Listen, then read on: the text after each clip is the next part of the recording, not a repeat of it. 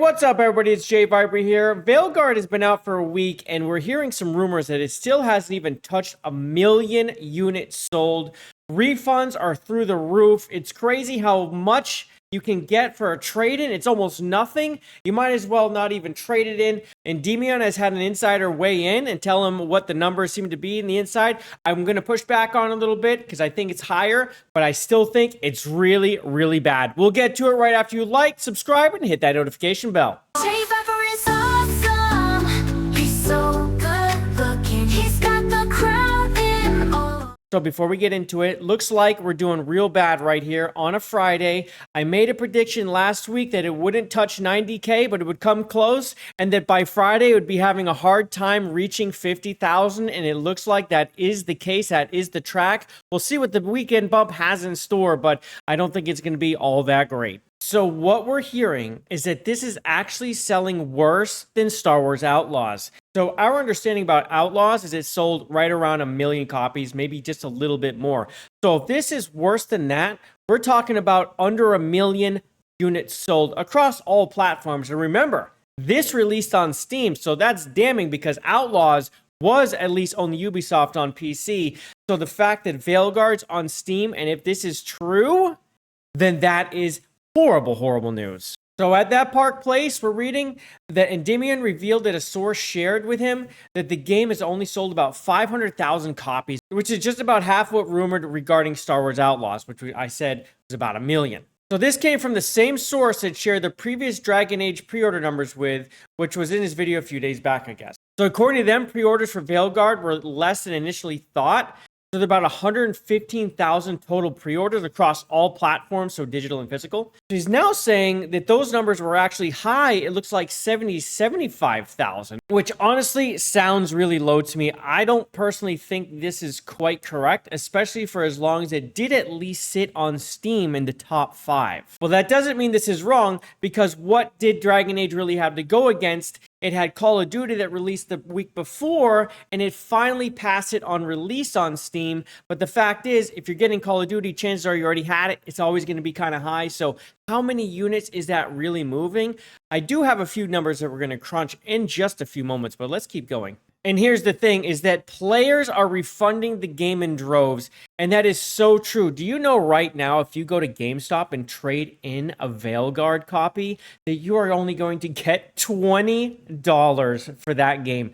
$20. So these are the numbers right off GameStop right now. You can get $22 for the PS5 version and up to $33 for the Xbox version. Let's click. It's $33 if you have Pro, and it's $30 if you don't. Just a real quick reminder to everyone that this is a AAA game. We were told by people how great it was. Media outlets told us it was fantastic.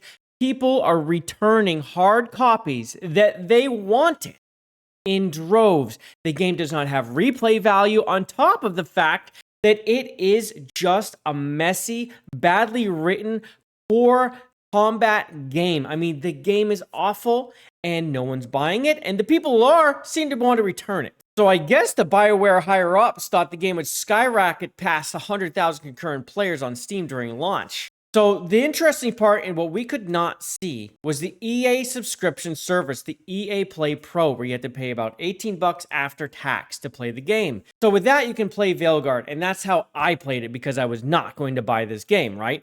So I guess they only pulled in about 20,000 players on Origin. I really thought more people would use that route, so that is an interesting number to me. I'm sure there was people that already have EA Play Pro that didn't get added to it that are playing the game, but 20,000 additional people playing it is almost nothing when you multiply that by $18 that goes to EA. That's basically like selling about 7,000 games. That's nothing. So in terms of refunds, currently the game has about 30,000 refunds in the past 2 days, which is not good, obviously. So in my last video, I did actually make this prediction. I said, I think it's about 25,000 because I compared weeks and it looked like there was an uptick of about 25,000, and this is putting it at around 30,000. It's been a few days since I made the video, so that does actually sync up with what I had predicted on the last one. And here we go. It's not a commercial success, and it needed to sell around 4 to 5 million to make a profit, which is also what I thought. Right around 4 to 5 million. I think it's closer to 5 also. So here's the interesting part, right? Is when a game sells 1 million units, you almost always see their social media say, hey, we've sold 1 million units. We have not seen that announcement yet from Dragon Age or BioWare or EA. We haven't seen it at all. So the fact that that's missing is one of two things. It could simply mean that they view 1 million as bad and they want to have nothing to do with saying that, because they know as soon as they say it's 1 million now, that people like us are going to be like, we told you this game's doing terrible. And we're going to be all over that. And they don't want that attention. And of course, the other option is that they haven't hit 1 million and they're waiting and waiting and waiting, and they can't make the announcement because they aren't. And the refunds certainly aren't helping. I wonder now how many they're selling daily, because it can't be very good. Now, I want to take a quick numbers break and just kind of break down, where do I think that we really are. Now, I do like using Gamealytic because it's usually higher. VG Insights has it around 464,000, but this is just Steam, right? So say it is 464,000 and that's the number.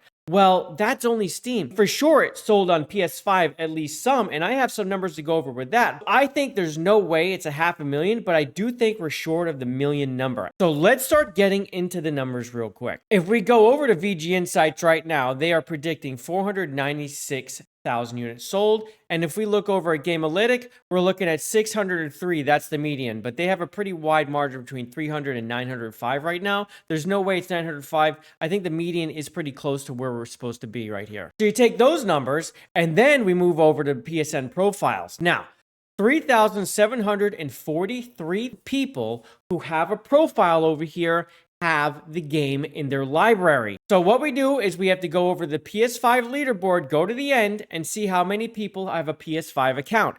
809,454. Now's the best time. It's math time. So I like to do the high number here because we're going to take 61 million, okay? That is the amount of PS5s that are out there, and we're going to divide it by 809,454.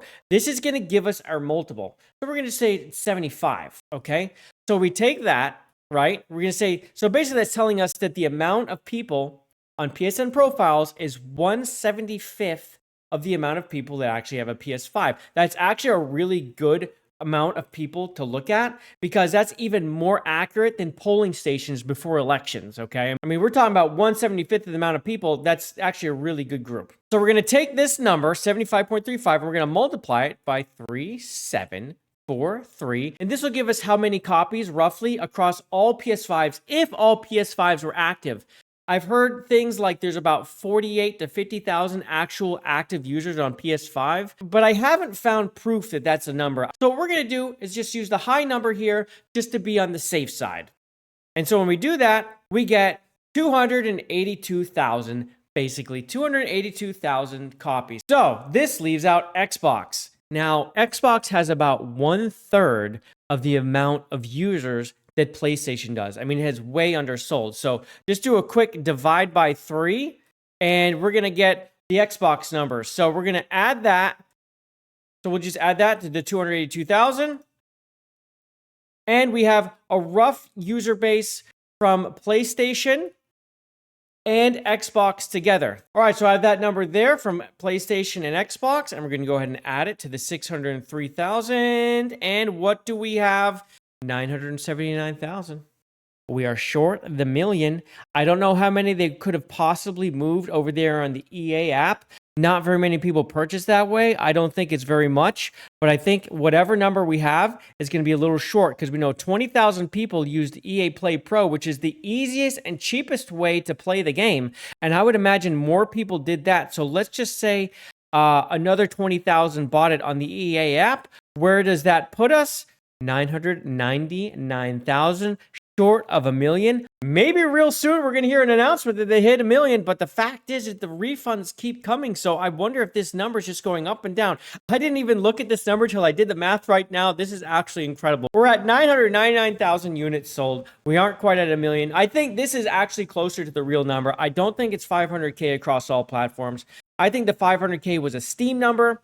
that may have been being used or seen by that person who talked to Endymion, but I think this is actually pretty close to where we are. And again, developers' full attention has now shifted entirely to the Mass Effect as their current project. I find this incredibly damning. They have just released a game, and now they're saying that they're going fully into Mass Effect 5. So I do think layoffs are coming really soon over at BioWare. I thought they would be there in time for Christmas. That was my prediction before the game even released, that they're going to be having layoffs before Christmas. And I think they're on track for that because you're going to be overstaffed over on Mass Effect 5. What I'm hoping is that the woke assholes that worked on Veilguard are the ones that are let go because they have to do something to save themselves. There's no way they can have these writers that just don't know how to write come into Mass Effect and screw that up. And that is if we see a Mass Effect 5 at all, because with the numbers we're seeing, my friends, I'm not so sure that's going to happen. So the director for Mass Effect 5, Michael Gamble, came out too. And so this really leads to how do they view Veilguard? People are asking him about the Veilguard reviews and how both are from the studio, but Mass Effect is Mass Effect. And basically, how do you bring a sci-fi RPG to life? It is different than other genres IPs. He's basically saying the tone questions. Mass Effect will maintain mature tone of the original trilogy. This is all I'm going to say for now. That doesn't really give me a lot of hope, but at least Michael is aware of how bad Veilguard is doing. So he, I hope, will be on full defense mode while making the game to make sure that it isn't overrun by the woke garbage that we've been seeing. And then someone said, please don't Pixar Mass Effect like they did with DA. And he says, I don't know if I agree with the Pixar thing. And of course, he has to say this. We know that thing was Pixar to death. It looks like garbage, plasticky, weird crap. But Mass Effect is a photorealistic and will be as long as I'm running it, which is great to hear. But again, if we even see Mass Effect 5. There's one more thing I need to hit on with these sales numbers showing up the way they are, is that Jason Schreier was caught in 4K deleting his Dragon Age Veilguard post that boasted that it was on top of the charts. And now he didn't even like the game, right? But he liked that it was owning the chud. So he knew the game sucked, but he liked that it was performing well, even though we were calling it out. And I especially was, because I absolutely followed this game. You all know I did, right? So the fact that he deleted this tweet is just absolutely phenomenal to me. Jason, take it on the chin, buddy. You were wrong. We were right. Again, you can't just look at the top of the charts. You have to follow the numbers, and the numbers didn't line up with a successful game. So I'm going to continue to keep an eye on this game. I really am interested to see what happens with layoffs. It's not looking good. I mean, it's going to struggle to hit 50K this weekend, I think. It might hit over, but not too much. I don't see it hitting 60. Let me know what you think about these sales numbers. Do you believe the 500K across all platforms? Or are you thinking it's a little closer to what I'm showing you, around 1 million, but not quite 1 million, because that's why we haven't heard the announcement number across all platforms? Let me know what you think in the comments below, but before you go, don't forget to like, subscribe, and hit that notification bell so I can see you on the next one. Love you, mean, peace. Bye, everybody. He's owning every